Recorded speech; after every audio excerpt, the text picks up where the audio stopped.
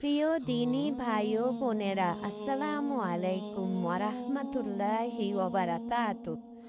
আজ আমি এমন একটা কথা বলবো যা শুনে আপনার মনটা পড়ে উঠবে, আবার চোখও হয়তো ভিজে যাবে। একটা দিনের কথা ভাবুন, যেদিন আকাশ হাসে, বাতাস নাচতে থাকে, জমিনের প্রতিটা গাছ, প্রতিটা পাতা যেন আনন্দে কেঁপে ওঠে। সমস্ত সৃষ্টি জগৎ একসাথে খুশিতে ভেসে যায়। কেন জানেন? কারণ এই দিনই এই পৃথিবীতে পা রেখেছিলেন এই সৃষ্টির সেরা মানুষ, আমাদের প্রিয় নবী হজরত মুহাম্মদ সাল্লাল্লাহু আলাইহি ওয়াসাল্লাম। রবিউল আউয়াল মাসের 12 তারিখ পড়েছে 2026 সালের 26শে আগস্ট, বুধবার, মানে আজকের দিনটি। সুবহান আল্লাহ। এই দিনটাকে বলি ঈদে মিলাদুন নবী। আল্লাহু আকবার।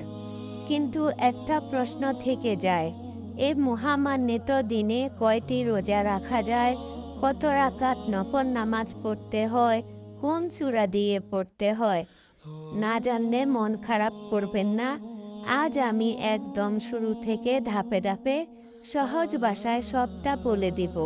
শুধু একটা অনুরোধ, পুরোটা মনোযোগ দিয়ে শুনবেন, কারণ এই কথাগুলো হয়তো আপনার জীবন বদলে দিতে পারে ইনশাআল্লাহ।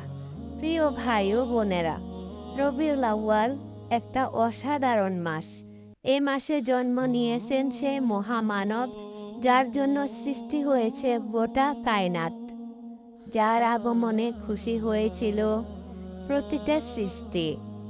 আর যদি আপনি এই 12 তারিখে ঠিকভাবে নফল নামাজ পড়েন, আন্তরিকভাবে দোয়া করেন, আল্লাহর দরবারে হাত তুলে চান, বিশ্বাস রাখুন আল্লাহ আপনার মনের আশা পূরণ করতে দেরি করবেন না। চলুন প্রথমে জেনে নিই নবীজি এই মাসে কি কি নফল রোজা রাখতেন। মোট 3 ধরনের নফল রোজার কথা বলবো। প্রথমে সোম ও বৃহস্পতিবারের রোজার কথা। নবীজি প্রতি সপ্তাহে 2 দিন নিয়মিত রোজা রাখতেন।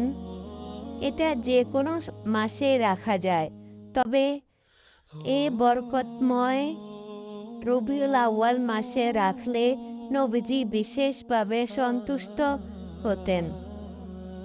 একদিন সাহাবীরা জিজ্ঞেস করলেন, হে আল্লাহর নবী, আল্লাহর হাবিব, আপনি এই 2 দিন কেন রোজা রাখেন?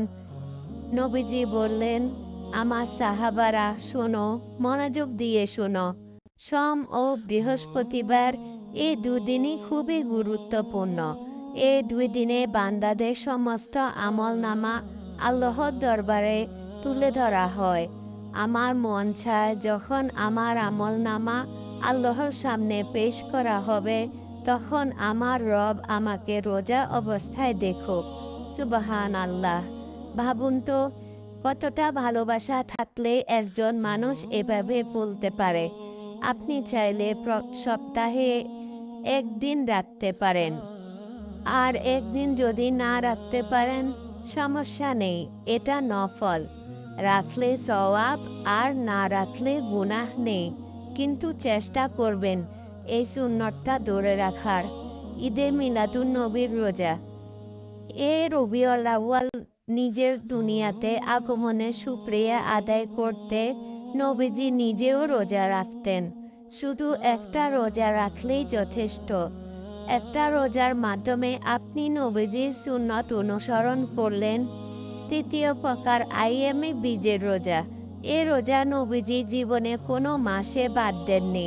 প্রতিটা আরবি মাসে 13, 14, 15 তারিখে তিনি রোজা রাখতেন।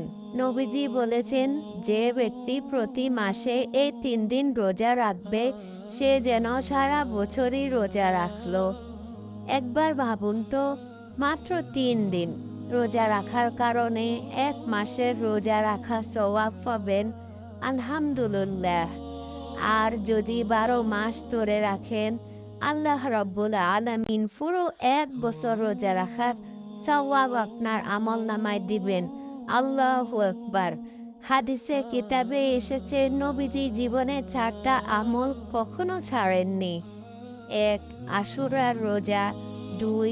জিলহজ মাসের 9 তারিখ পর্যন্ত প্রথম 9 দিনের রোজা। 3. ফজরের 2 রাকাত সুন্নত নামাজ। 4. প্রতি মাসে আইয়ামে বীজের রোজা। এবার আসি নামাজের কথায়। আপনি ঈদে মিলাদুন্নবীর দিন আপনি 4 রাকাত নফল নামাজ পড়তে পারেন। 2 রাকাত করে পড়বেন। সময়টা নিয়ে কোনো কড়াকড়ি নেই।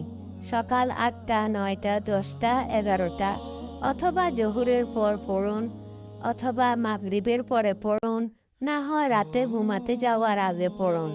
আপনি সময় করে যে সময় ফ্রি থাকবেন তখনই পড়ে নেবেন। নিয়ত করবেন এভাবে, আমি কেবলামুখী হয়ে 2 রাকাত ঈদে মিলাদুন্নবীর নফল নামাজ আদায় করছি। তারপর স্বাভাবিক নিয়মে নামাজ আদায় করবেন। প্রথম রাকাতে সূরা ফাতিহার পর সূরা ফিল, সূরা কুরাইশ, সূরা আলা যে কোনো একটি সূরা পড়তে পারেন। দ্বিতীয় রাকাতে সূরা ফাতিহার পর সূরা ইখলাস পড়বেন। বাকি সবটুকু প্রতিদিনের নামাজের মতো নামাজ আদায় করবেন। মোনাজাতের আগে কিছু সময় ধরে জিকির করবেন, যেমন সুবহানাল্লাহ 100 বার, আলহামদুলিল্লাহ 100 বার, লা ইলাহা ইল্লাল্লাহ 100 বার পড়ে নেবেন। আর পুরো দিন বেশি বেশি দুরূদ শরীফ পড়বেন। এভাবে আল্লাহ দরবারে দোয়া করবেন। আপনার মনের যত আশা আছে সকল কিছুর জন্য আল্লাহর কাছে চাইবেন। আর ঈদে মিলাদুন্নবী পুরা দিন আপনি দুরূদ শরীফ পড়বেন, নবীজির সিরাত পড়বেন, বেশি বেশি ইস্তেগফার ও দোয়া করবেন, সদকা করবেন। একটি সুন্নাহ জীবনে ফিরিয়ে আনুন, যা প্রতিদিন আমল করবেন। শেষ কথা, রাসূলকে ভালোবাসার সবচেয়ে সুন্দর প্রমাণ হলো তার সুন্নাহকেও অনুসরণ করা। আল্লাহ আমাদের সবাইকে রাসূল সাল্লাল্লাহু আলাইহি ওয়াসাল্লামের সুন্নাহ অনুযায়ী জীবনযাপন করার তৌফিক দান করুন। আমিন। ভিডিওটি যদি আপনার ভালো লাগে তাহলে লাইক, শেয়ার, কমেন্ট করবেন।